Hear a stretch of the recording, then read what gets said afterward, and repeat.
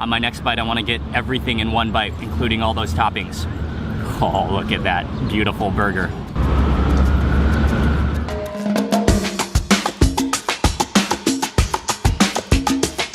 Hey everyone, it's Mark Wiens with Migrationology.com in New York City. It is a Sunday this morning and we are on our way to have coffee. Then we're gonna have some lunch, and after that we're gonna meet up with a friend of mine that I've known for many years and go to church. And then after that, hopefully have some more food. But the first thing this morning, on our way to have coffee.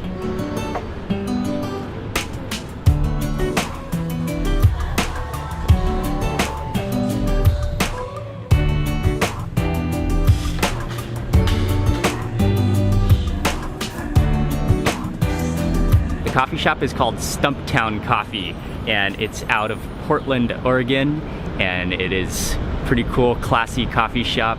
They have a lot of cold brews, and I was a little bit torn between my decision because I really want a hot coffee this morning because I like to drink hot coffee, but I really wanted to try the cold brew on draft. So I decided to make a compromise. I got the hot coffee, but then I bought one bottle of the cold brew, which I will have later this afternoon, but I'm gonna drink the hot coffee now.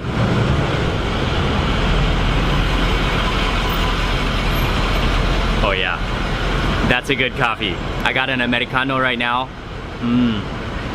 Oh, it has a fruity taste for sure. We are very near to the Flatiron building, so we're gonna take a walk over there and check out the Flatiron building.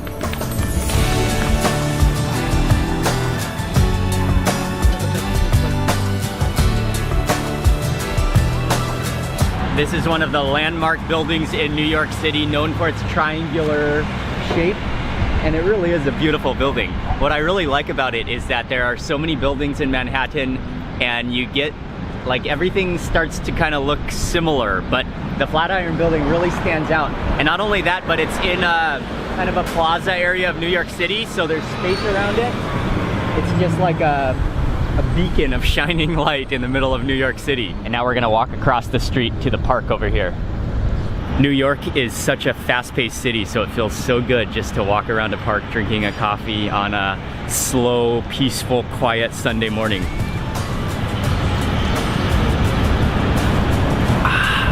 And this is really good coffee. Ying and I have just been enjoying this morning in New York City, walking around the park and drinking coffee. Right now we're at Madison Square Park. And I had originally thought that we were gonna go down the street a little bit to a restaurant for lunch. But walking through the park, and I didn't know this before, there is a restaurant which I did not want to leave New York City without trying, and it happens to be right within the park. It's 10 a.m. now, they open at 11 a.m., so we're gonna wait here for an hour. And coming up, Ying, are you excited to try Shake Shack for the first time? I think so. You've been waiting for it. ใช่ไหมครับ? จริงเหรอ? ใช่ Fight Guys, I go for Fight Guys. While I'm waiting for them to open, I've just been reading a little bit about Shake Shack and their history and beginnings. The actual original location is right here in Madison Square Park, and it started off as just a food stall. And in 2004, the first permanent kiosk opened, and now they have a couple of, they have some branches worldwide, and then they also have quite a few other branches within New York City, but this is the original location, the original branch of Shake Shack. And one of the things that they emphasize is that they use 100% natural Angus, vegetarian fed, no hormones, no antibiotic beef. And that is supposed to be one of their key to signature quality and delicious tasting burgers. It's about 10:50 a.m. now, 10 minutes until they open. I decided to stand in line now. Can I please get one Shack Burger double with pickles and onions? One you want chicken shack, like that with the bacon on there? and then one just regular fries. I just put in my order, and then they give you a buzzer, and I'm gonna go sit down. Ying has hopefully secured us a table here in the park, and the order should be ready soon. I can smell the fumes of the burgers in the breeze of the trees of the air in this park. Or maybe that's also French fries, but it smells fantastic. Yes. Enjoy. All right, thank you. No problem.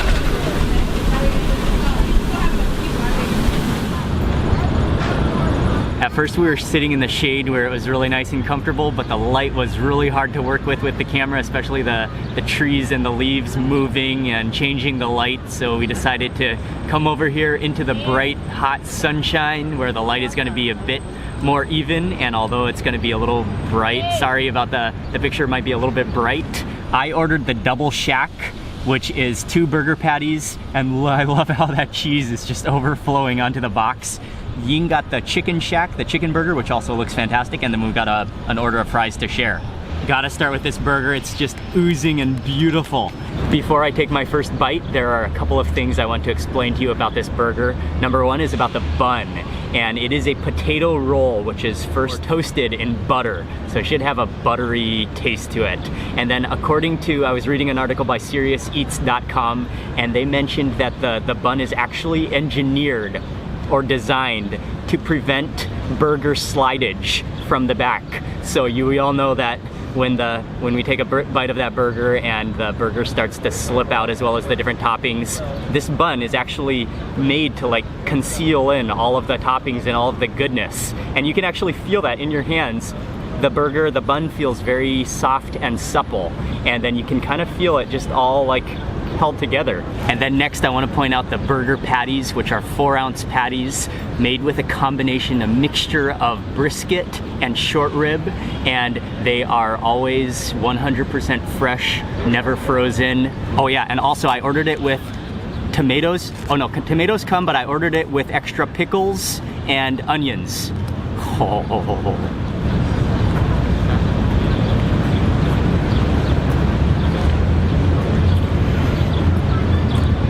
Wow. That is a beautiful burger. What I love so much is that you can taste like the little pieces of meat. The grind of the beef is not very, very fine. You can taste the texture of that beef, although it just sort of melts in your mouth with all of that cheese. I didn't even get any toppings on that bite. All I got was meat, cheese, and bun. And then the bun is really good. The bun is extremely soft. Despite the bun holding in the toppings were sort of over to the back side, so I'm gonna scoot them forward. Got that whole onion. On my next bite, I wanna get everything in one bite, including all those toppings. Oh, look at that beautiful burger.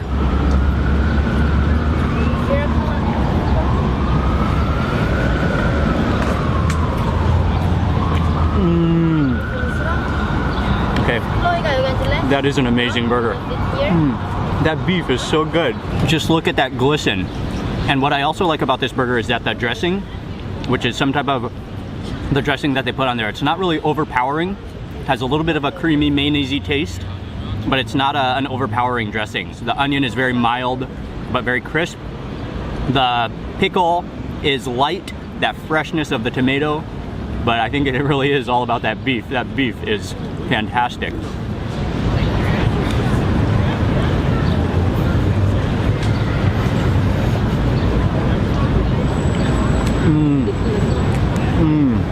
Take a time out to eat some fries. And these are crinkle cut fries, and they said on the menu that they use Yukon potatoes. A dip in ketchup.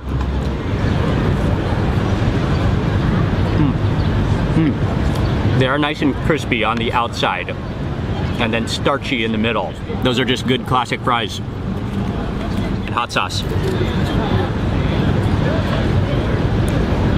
Oh yeah, the fries are actually really good. They're really nice and crispy. It's a really solidly delicious burger, but if there's one thing I could change, I'm not huge on the cheese. The cheese, it's cheddar cheese, but it sort of has that processed kind of flavor to it. I think using a better quality cheese, I think that would be maybe the only thing that could improve this burger. The beef really stands out. The beef is awesome.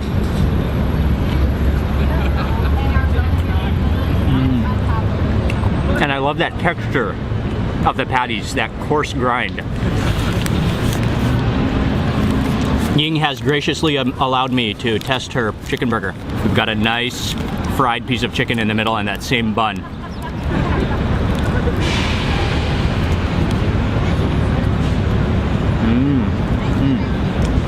You can really taste the buttery roll in this one, maybe because there are less toppings. There's mayonnaise in here, I think. There's lettuce, and just like maybe a chicken breast piece of meat, crispy on the edges. I would say that I'm maybe over 3/4 of the way finished with this burger, but I want to give you a quick update. It really is true. I don't think I actually made it up that the bun is actually securing all of those the meat and the toppings. It's not, it really is. There's nothing dripping on the bottom there, and apart from a little bit of cheese that was left in the wrapper from oozing out, it's very clean. I got some hot sauce on the side too, and I wanted to eat most of my burger just as is, but hot sauce, I cannot live without hot sauce, and also I do like mustard.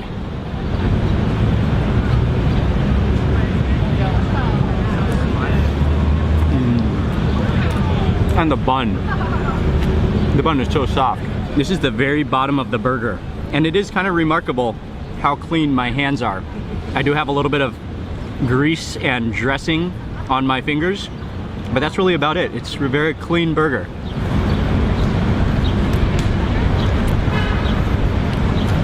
The burger has disappeared, the fries are gone, and despite any kind of burger battles in the US, what I can say is that Shake Shack has put together a fantastic burger that was delicious. The meat patties are what really stood out to me, but also the bun was really good. Next up for today, we are walking towards Midtown and towards Madison Square Garden, and we are going to Hillsong Church. And Hillsong is a huge church, and they have multiple different campuses in New York City, but today they have a special service, which is a combined service of all the campuses, I believe, and it is going to be at some theater, which is actually just around the corner from our hotel, very near to Penn Station and Madison Square Garden, so that's where we're heading next.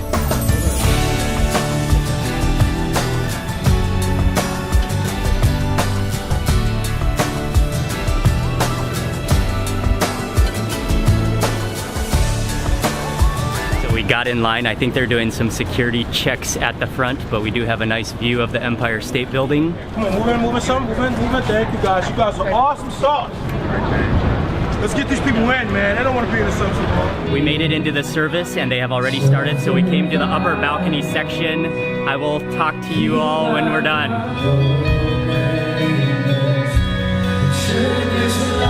That was amazing. That was like a concert in here.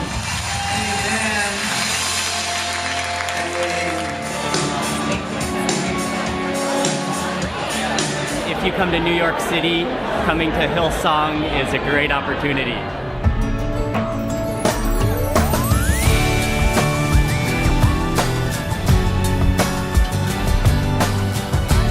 I'm gonna do a quick vlog. Okay, do it. We met up with Sarah and we jumped in an Uber, and we are now on our way to go eat Ethiopian food.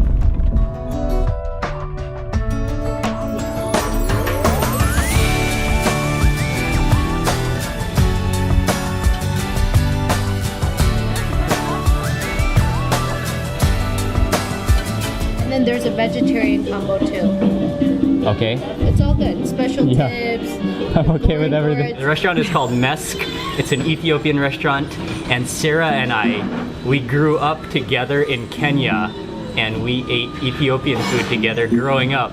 And so the right thing to do was to have Ethiopian food. That aroma. That aroma. And we ordered the... But how could we forget the Doro one?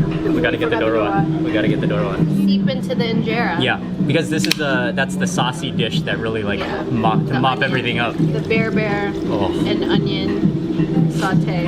It has been a while since I've had Ethiopian food, and just the aroma is already making my mouth water.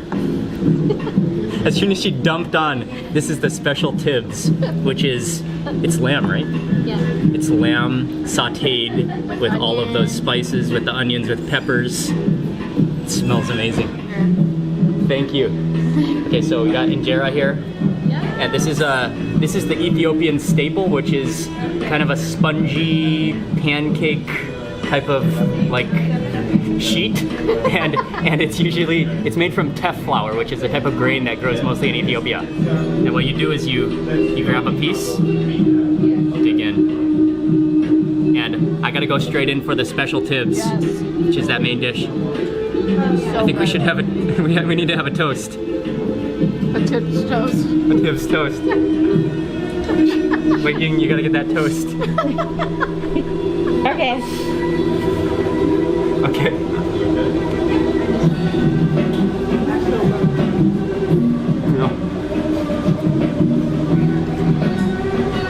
It's amazing. So good. And then with that music playing in the background. All the lamb is tender. You can really taste that mixture of spices. The peppers in there, the onions. You found the right one.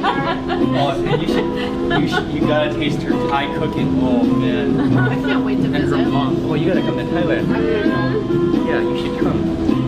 Just gotta. When you have the baby, that's you when I'll come. really want to. Thailand is awesome. Thailand is so good. And the food. We almost forgot to order dorowat, which is one of the staples of Ethiopian cuisine. It is a stew with chicken and eggs and lots of onions, which are stewed down for hours and hours to become a pureed blend of spices and onions. Yeah, and so here it is.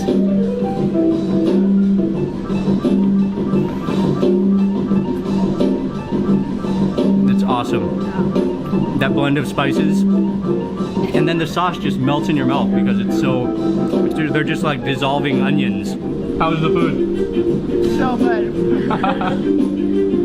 Speechless.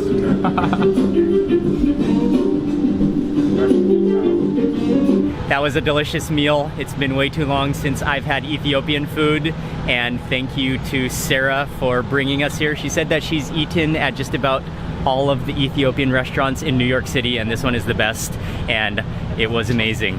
Great food.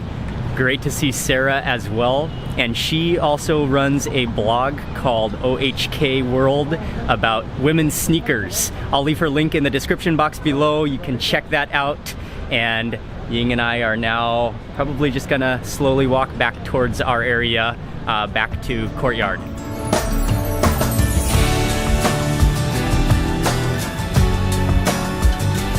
Before leaving New York City, I really wanted to have a lobster roll, and we leave tomorrow in the middle of the day, so I'm not sure when I'll have another opportunity to eat a lobster roll, so I'm gonna take that opportunity tonight. We are walking over to a restaurant called Luke's Lobster.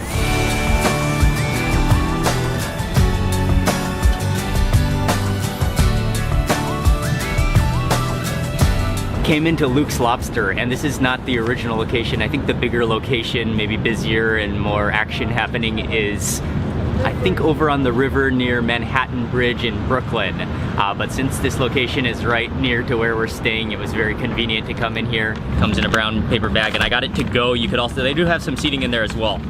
Let's take a look at this in a little box to keep it nice and delicate.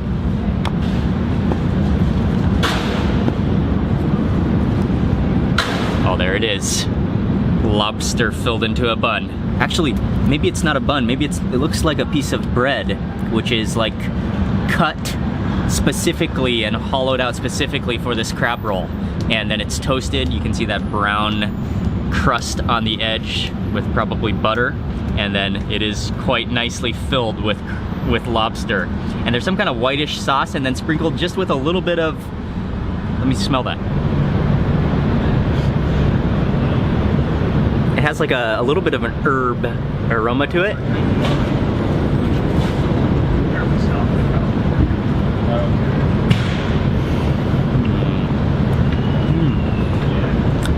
I wasn't expecting the lobster to be cold. It's cold, but it's really good, filled with meaty chunks, thumb-sized chunks of lobster. And it's just very lightly seasoned, maybe barely even seasoned. I can taste that butter on the piece of bread.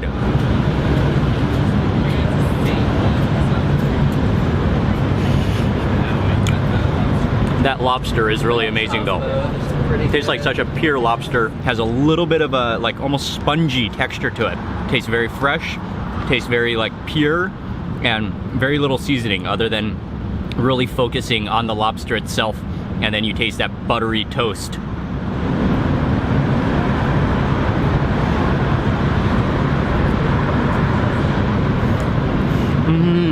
Okay, on the bottom there is like some mayonnaise on there. I didn't even reach that until the middle, and that gives it a a creaminess to go with the lobster. At first, the coldness of the lobster just kind of threw me off, because I think it's just because I was expecting it to be warm. But actually, the coldness really kind of made it refreshing, like a shrimp cocktail, except lobster. But yeah, that was it's very simple, but just focusing on the good quality lobster. And they explained in the restaurant that where they source their lobster from, and every lobster is accountable. That was good. It's definitely kind of expensive and kind of small, but it is a treat. We are just walking back to the hotel from here, so I'm gonna end the video for today right now. Thank you all very much for watching today's video. It's been a fantastic day, and this is our final full day in New York City. Please remember to give this video a thumbs up if you enjoyed it, and also make sure you click subscribe for lots more food and travel videos, and I will see you on the next video. Thank you again for watching. I have taken a shower and I'm almost ready for bed, but I totally forgot this afternoon about my cold brew. It is in the fridge right here. As much as I would love to drink it right now, I think it would not be the responsible thing to do right before I go to bed, so I'm gonna save it for tomorrow, and I will drink it first thing